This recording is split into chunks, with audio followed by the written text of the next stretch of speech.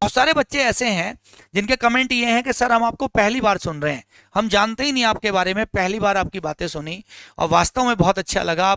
मतलब मुझे खुद इतना अच्छा महसूस होता है कि पता नहीं मैं ऐसा या तो भगवान ने बना दिया हूँ, 18 साल संघर्ष करके बन गया हूँ, जमीन से खड़ा हुआ हूँ, जमीन से खड़ा होकर ऊपर आया हूँ, वहां से कुछ चीजें सीख ली हैं, एक्सपीरियंस ने सिखा दी हैं, कुछ आपकी प्यार मोहब्बत ने सिखा दिया ऑनलाइन वाले ने, तो शायद इसलिए ऐसा हो चुका हूँ कि आप सबको पसंद आता हूँ, मेरी बातें आपको पसंद आती हैं, आपको लगता है कि सर बहुत फेयर बोलते हैं, ईमानदारी से बोलते हैं, कोई चेहरे पे कोई मतलब झूठ नहीं होता, कोई छल नहीं होता, कोई कपट नहीं होता, तो किस लिए कपट रखना, साधु रहो, मन से भी साधु, आत्मा से भी साधु, साधु रहोगे हमेशा सही रहोगे। मेरे से इतिहास पढ़ो कभी, जो बच्चे पढ़ते हैं, मैं हमेशा कहता हूं धम्म की शिक्षा पे चलो।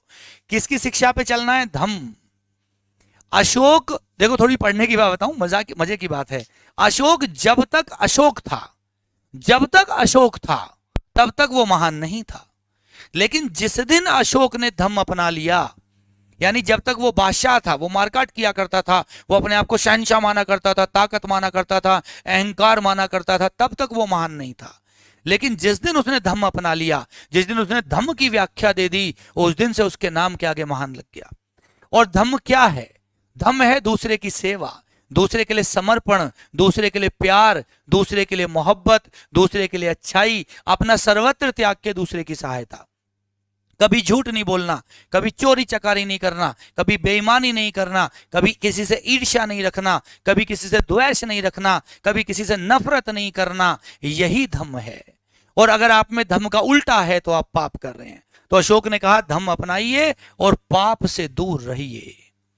बस तो मैं भी यही कोशिश करता हूं कि जो मैं पढ़ाता हूं उसे मैं अपने जीवन में ला पाऊं, क्योंकि अगर मैं जीवन में लाऊंगा तो मैं मन से पढ़ा पाऊंगा। और अगर मेरे मन में कपट है और मैं पढ़ा ना कर दूं अशोक का धम्म शुरू, तो मजा नहीं आएगा ना तुम्हें पढ़ने में ना मुझे पढ़ाने में, क्योंकि मैं तो झूठ बोल रहा हूं, मेरे मन में तो कपट है और मैं पढ़ा रहा हूं धम्म, तो धम्म पढ़ाया नहीं जा सकता जब तक इंसान खुद धम्म पे ना चले। मेरा ऐसा मानना, ये मेरा निजी विचार है, मेरी बातें थोड़ी फिलॉसफी ज्यादा आजकल झलक रही है, फिलॉसफी मतलब बातों में, तो हो सकता है ऐसा कुछ हो।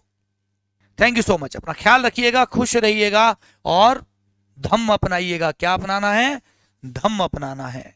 धम्म अपनाएंगे, रात को नींद बहुत बढ़िया आएगी, किसी के साथ चोरी नहीं करेंगे, चकारी नहीं करेंगे, रात को सोते हुए याद रखिए और अपने आप से पूछिए कि क्या मैंने आज किसी के साथ बुरा तो नहीं किया, क्या मैंने किसी को धोखा तो नहीं दिया, क्या मैंने किसी के साथ गलत बिहेव तो नहीं किया, ऐसा बिहेव तो नहीं किया जो मैं अपने से नहीं चाहता, और मैंने अपने छोटे का किसी को धमकी दे दी हो, बुरा भला कह दिया हो, गाली गलौज कर दी हो, नहीं, ऐसा नहीं करो यार। जो तुम्हें अपने से, अपने लिए जो चाहिए सम्मान, वो दूसरों को दो, तुम तक लौट के आएगा। इस दुनिया में इकोसिस्टम है, हमेशा मैं कहता हूं इकोसिस्टम है। आप जो बोलेंगे, जो कर्म करेंगे, जो अपने अंदर से निकालेंगे, घूम के वही आपके पास आएगा।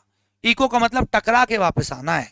बुराई तो बुराई आनी है, अच्छाई तो अच्छाई आनी है, गुण तो अच्छे गुण आने हैं, द्वेष तो द्वेष आना है।